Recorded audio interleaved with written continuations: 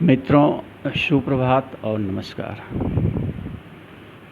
जहाँ तक मेरा मानना है, जहाँ तक मेरे व्यक्तिगत विचार हैं धर्म को लेकर, आप देख रहे होंगे धर्म के नाम पे कितने झगड़े फसाद हो रहे हैं आज के डेट में देश में।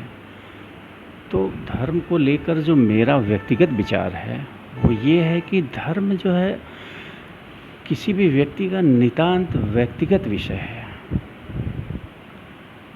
धर्म का मतलब ही है धारण करना। धर्म, यही धर्म जब जो हमारा व्यक्तिगत धर्म है, ये जब संगठित होता है तब एक अपराधी समूह की तरह हो जाता है, एक अपराधी गुट की तरह हो जाता है।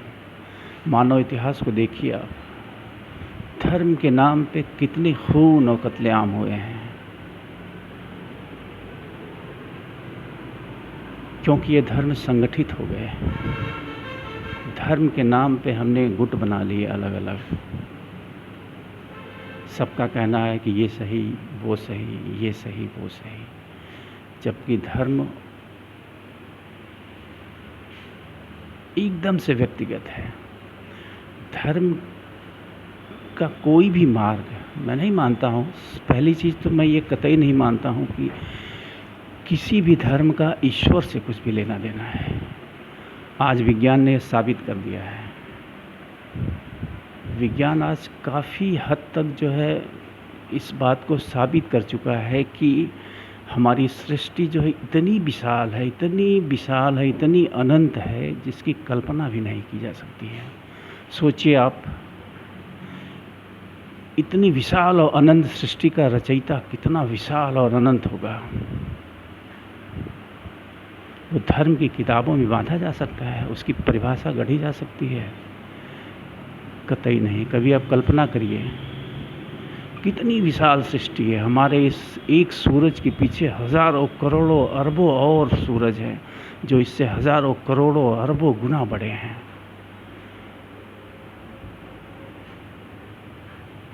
अगर देखा जाए,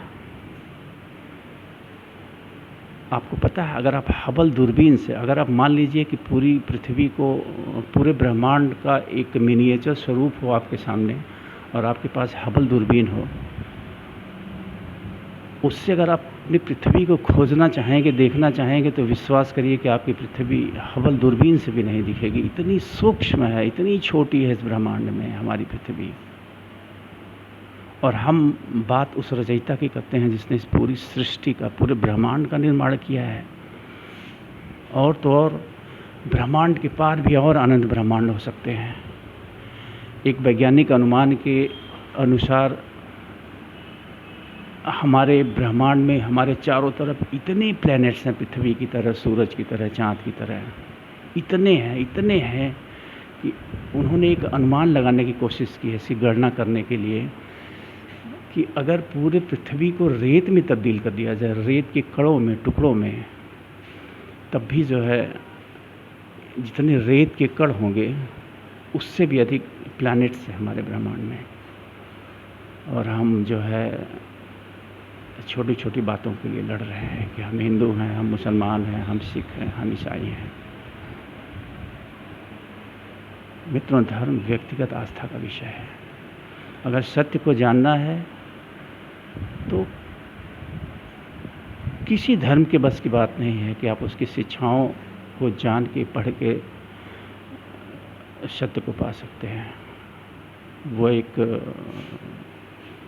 कहावत है ना कि पोथी पढ़ पढ़ जग मुआ, अब पंडित भया न कोय, और ढाई आखर प्रेम का पढ़ाए से पंडित हुए। तो कुछ इसी प्रकार से हमारा धर्म है, जो हमारे अंदर हर किसी का अपना एक धर्म है। हम सब यूनिक हैं, अनुपम हैं, एक अद्वितीय स्वरूप हैं हम मानव शरीर में। किसी का किसी से कोई मेल नहीं है, हम सब अलग हैं। हम सबके धर्म भी हमारे अंदर ही हैं, इनबिल्ट सॉफ्टवेयर है, वो हमारे अंदर है। वो उसी को फॉलो करके कोई सत्य को पा सकता है। दोहा है ना कि कस्तूरी कुंडल वसत मृग ढूंढत बिन माह, कस्तूरी कुंडल बसत मृग ढूंढत बनमाए, ऐसे घट घट राम है दुनिया देखत ना है। तो राम जो है हमारे ही अंदर है। यहाँ राम कहने का तात्पर्य मेरा राम जो ईश्वर का प्रतीक है, जो गॉड है, वो किसी धर्म विशेष का नहीं है, वो समस्त मानव जाति का है। राम उसे ही संबोधित किया गया है असल में जो इस सृष्टि का रचनाकार है। तो आज मेरा कहने का तात्पर्य यही है कि मित्रों,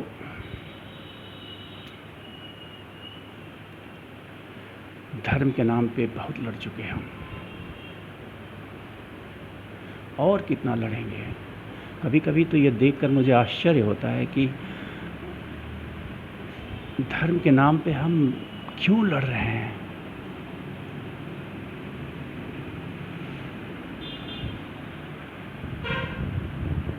ये समझ नहीं आता है कभी कभी कि धर्म के नाम पे हम क्यों इस तरह से लड़ रहे हैं। ये मूर्खता है। जानवर भी हमसे समझदार हैं इस विषय को लेकर।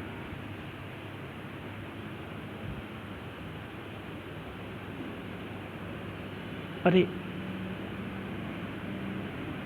मौत के बाद क्या होता है, किसी ने बता पाया आज तक? कोई आके बता पाया कि मृत्यु के बाद क्या होता है? कोई बता पाया स्वर्ग के बारे में? कोई बता पाया कयामत के बाद की बात?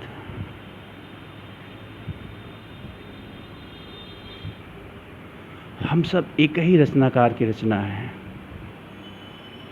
आज देश में जो हालात हुए हैं हिंदू मुस्लिम मसले को लेकर, अरे अभी कुछ ही पीढ़ियों पीछे जाइए तो भारत के अधिकांश लोग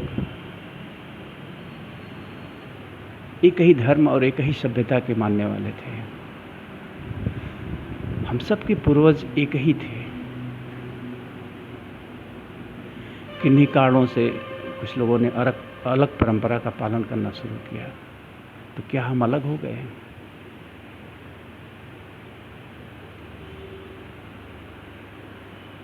आज दुनिया कहाँ से कहाँ जा रही है, तरक्की कर रही है, ब्रह्मांड के एक के बाद एक रहस्य तलाश रही है, अमीरी और समृद्धि में जी रही है। और हम भारत के लोग आज भी हजारों साल पुराने धर्म के नाम पे लड़ रहे हैं। अमेरिका आज यहाँ पहुँच गया। क्यों पहुँच गया?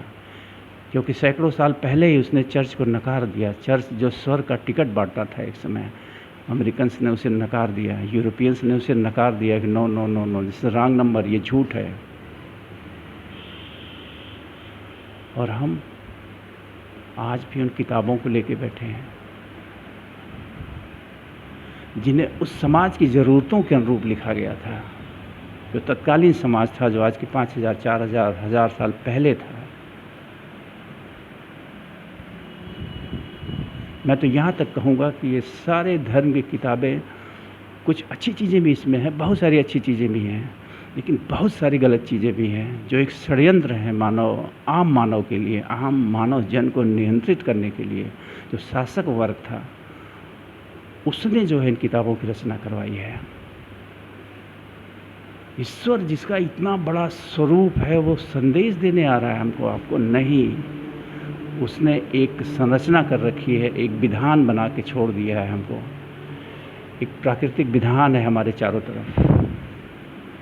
आपने कभी सोचा है कि अगर किसी छत पे मान लीजिए एक अच्छा व्यक्ति और एक बुरा व्यक्ति दोनों खड़े हैं और दोनों कूदते हैं नीचे, तो क्या होगा? क्या आपको लगता है जो धार्मिक व्यक्ति है उसको चोट नहीं लगेगी? उसका पैर नहीं टूटेगा? सिर्फ बुरे का ही पैर टूटेगा? नहीं, दोनों को समान चोट लगेगी, क्योंकि फिजिक्स का नियम वहाँ पे है, काम कर रहा है। भौतिक विज्ञान का ये नियम है, प्रकृति का ये नियम है। ईश्वर ने जो संरचना की है उसने इस तरह का नियम बनाया है कि अगर आप छत से कूदेंगे, नीचे गिरेंगे तो आपका पैर टूटेगा, आप मरेंगे, आप घायल होंगे।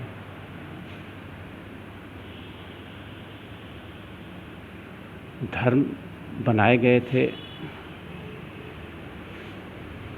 हमें नियंत्रित करने के लिए, हमें सभ्य बनाने के लिए, लेकिन उनमें तमाम कुरीतियाँ भी डाली गई थी हमें गुलाम बनाए रखने के लिए। तो आवश्यकता आज यह है कि हम धर्म में जो अच्छी चीज़ें हैं उन्हें स्वीकार करें। मैं कतई से इनकार नहीं कर रहा हूँ, मैं किसी धर्म की आलोचना भी नहीं कर रहा हूँ। उनमें सारे धर्मों में तमाम अच्छी चीज़ें हैं। कुरान में तमाम अच्छी चीज़ें हैं। कुरान एक कह सकते हैं सुंदर सा संविधान है मानव जीवन में न्याय स्थापित करने के लिए।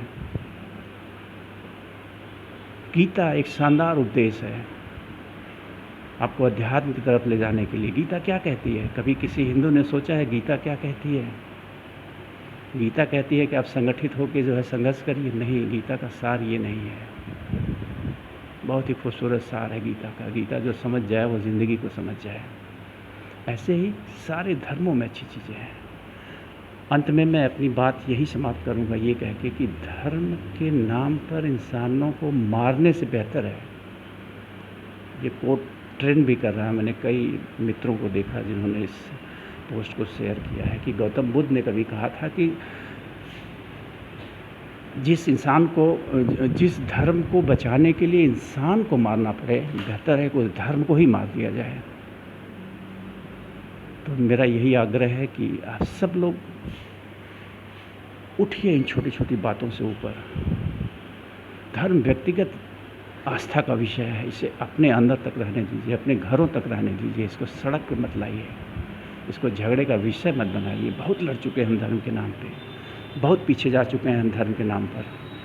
अगर आगे यूं ही चलता रहा तो बहुत बड़ी समस्या है। हम अपने बच्चों के लिए एक ऐसा देश, एक ऐसा समाज छोड़ के जाएंगे जो चिंता का विषय होगा। तो अपनी नहीं तो कम से कम अपनी आने वाली पीढ़ियों के बारे में सोचिए कि उन्हें हम कैसा देश और कैसा समाज देके जाना चाहते हैं। क्या आप चाहते हैं कि आपका देश अफ़गानिस्तान की तरह हो जाए? हमारे बच्चे जो पैदा हो रहे हैं, बड़े हो रहे हैं, पढ़ रहे हैं या जो पैदा होने वाले हैं, आप चाहते हैं कि वो अफ़गानिस्तान जैसे समाज में पैदा हों? अगर हाँ तो आपकी मर्ज़ी, अगर नहीं तो बदलिए, सुधरिए। समय कम है, अब और समय नहीं है कि हम धर्म के नाम पर लड़ें। हमें विज्ञान की ओर बढ़ना होगा, सत्य की ओर बढ़ना होगा, धर्म की ओर नहीं। धर्म की अच्छी चीज़ें जो है समेट लीजिए, बुरी चीज़ों को निकाल फेंकिए। जैसे कहा गया है ना कि साधु ऐसा चाहिए जैसा सूप स्वभाव, सार सार को गह रहे थोथा दे हुआ है।